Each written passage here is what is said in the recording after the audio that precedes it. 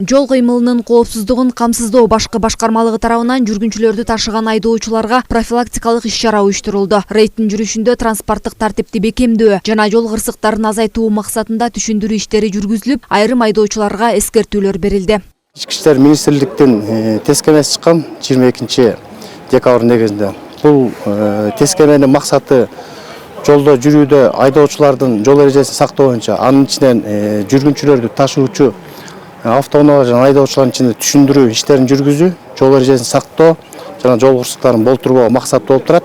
Ар бир областтын, шаарлардын, райондордун ичиндеги жүргүнчүлөрдү ташуучу соода, базар же болбосо автобекеттерде ушу түшүндүрүү иштерин жүргүзүп атабыз. Себеби бул максаты жол кырсыктарын алдын алуу.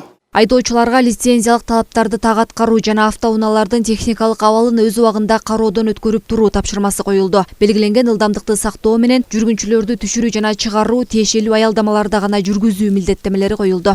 ГАИ кызматкерлери келип инструктаж өткөрүп атат. Бул дагы жакшы нерсе. Бул биринчи ирет жол коопсуздугу.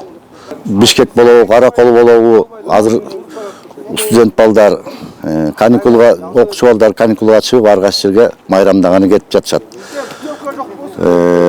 Биринчи ирет эң эле башкысы жол коопсуздугу. Жакшы тейлегенге аракет кылып атабыз.